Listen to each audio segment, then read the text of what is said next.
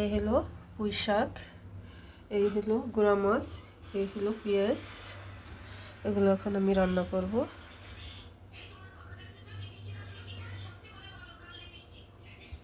পেঁয়াজগুলো ভাজা হয়ে গেছে, দিয়ে দেবো একটু পানি।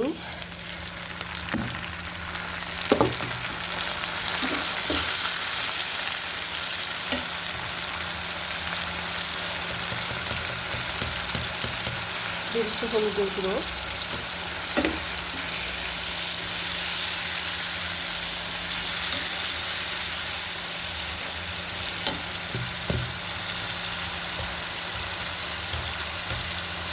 দিয়ে দিচ্ছি মরিচের গুঁড়ো,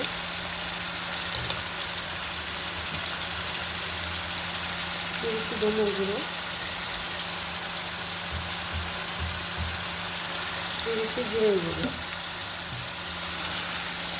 মশলাটা ভালো করে সুন্দরভাবে কষিয়ে নেব। শাক দিয়ে গুঁড়ো মরিচ দিয়ে সবজি করবো।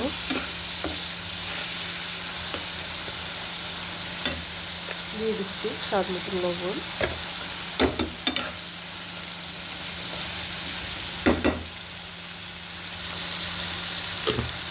এখন মশলাগুলো কষানো হয়ে গেছে, দিয়ে দিচ্ছি আমি শাকগুলো।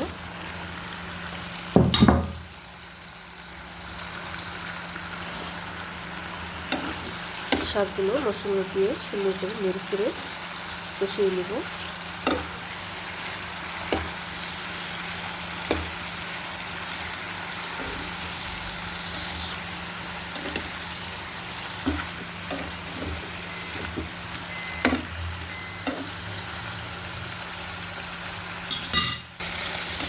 শাকগুলো কষানো হয়ে গেছে,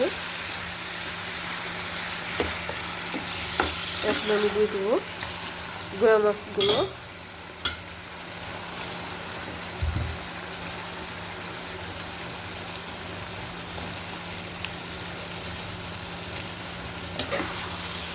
দিয়ে নেড়ে চেড়ে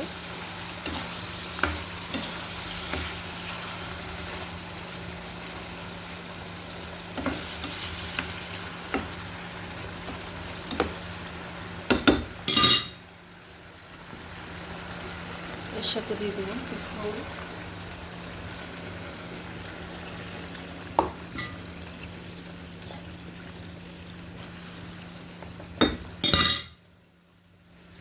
একটু লবণ লাগবো।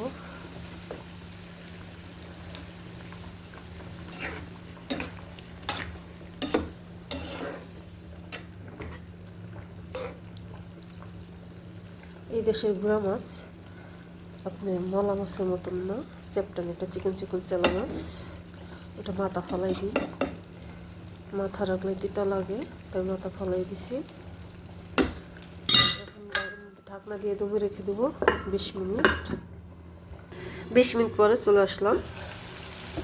মাশাআল্লাহ, তরকারিটা আমার হয়ে গেছে।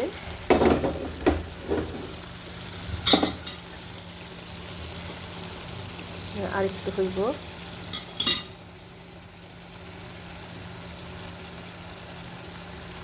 শাক দিয়ে গুঁড়া মাছ চচ্চড়ি করলে এটা মজাই আলাদা। আপনারা চাইলে এভাবে রান্না করে খেয়ে দেখতে পারেন। আশা করি ভালো লাগবে। আপনারা ভালো লাগলে আমার ভিডিওটা সবাই লাইক কমেন্ট শেয়ার করে দিবেন ইনশাল্লাহ। আশা করি তা ভালো থাকেন, সুস্থ থাকেন। খোদা হাফেজ।